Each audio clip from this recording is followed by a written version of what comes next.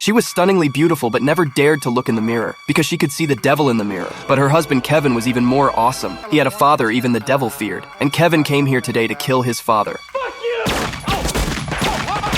Got me! But after unloading an entire magazine, his father was completely unharmed. Who are you? I have so many names. Satan. Call me Dad.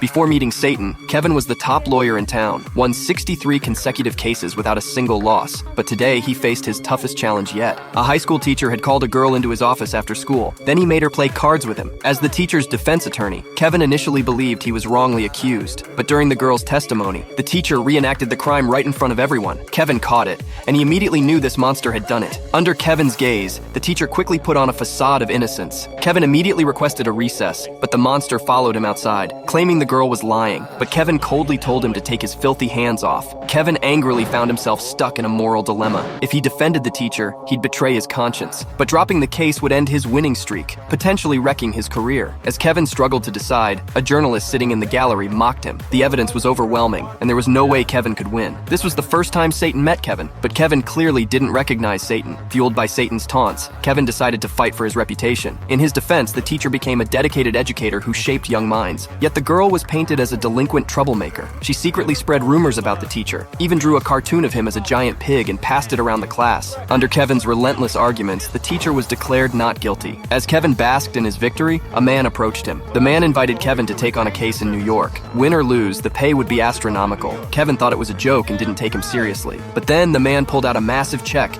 and Kevin froze on the spot. But the black man had one unusual request. Kevin's wife had to come along. He promised first-class tickets and a 5-star hotel. Thinking they'd be fools to pass up such a deal, the couple happily flew to New York. As expected, Kevin won the case with ease, and the bustling charm of New York captivated them. But when Kevin said goodbye to his employer, the man extended an offer he couldn't ignore. This was Satan's second meeting with Kevin. Kevin still didn't know the man. John was his father. To keep Kevin, John offered him the top position in his legal department. He also gifted Kevin a luxurious apartment. The black couple who invited Kevin to New York had worked 6 years just to afford a place in that building, and John, with all his power, lived in the penthouse. The offer was tempting, but Kevin stayed cautious. Look, Mary, I'm only getting behind this if you're on board. You want to go home, I'm with you. When he asked Mary for her thoughts, she immediately chose to stay in glamorous New York. Neither of them realized they were walking into a massive trap.